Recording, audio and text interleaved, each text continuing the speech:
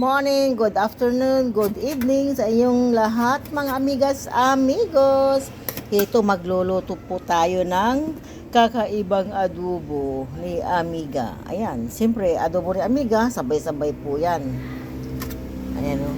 Ito yung pata, pero hiniwa-hiwa ko at lagyan ko ng hotdog. Kamatis, bawang, sibuyas, loya, tsaka dahon ng laurel. Ayan po. So, igigisa na natin, mga amigas, amigos. Sabay-sabay na po yan. Ngayon lang ako magigisa. Ay, wala ba? Pwede nang sabay-sabayin po yan, mga amigas, amigos. Ilalagay ko na lahat. Ayan. Ganyan ako mag-adobo.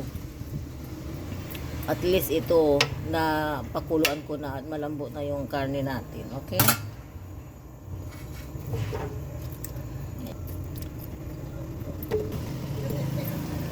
Ayan. Lagyan natin ng laurel. Dahon. Bakit nga ba dahon? Sibuyas. Ayan. I-spread natin yung kamatis. Kasama ang luya, kamatis, bawang. Ayan po, lahat na po. Sama-sama. At syempre, ikalat natin para ma-spread yung mga gulay niya. Syempre. Tapos, ilagay natin tong tomato paste. Okay? Wala tayong magic sarap ngayon. Natin yung ating tomato paste. So, ayan po.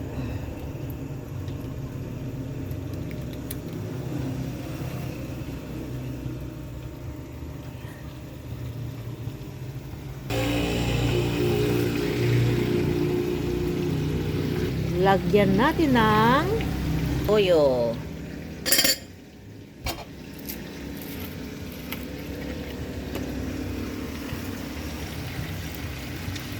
Dagdagan natin po ng toyo dahil hindi na po tayo maglalagay ng asin.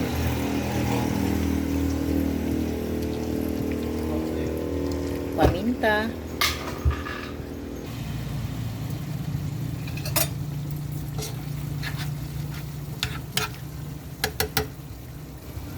Lagyan po natin ng tubig.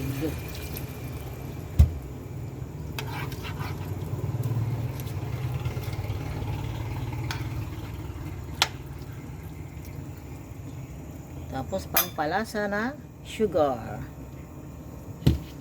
Hindi na po tayo nagbibitsin. Wala tayong magic sarap. Okay. Lalagyan natin ng pickles. Ayan. Pickles ni Amiga. Lagyan natin ng 2 kutsara. Ayan po. Napakasarap.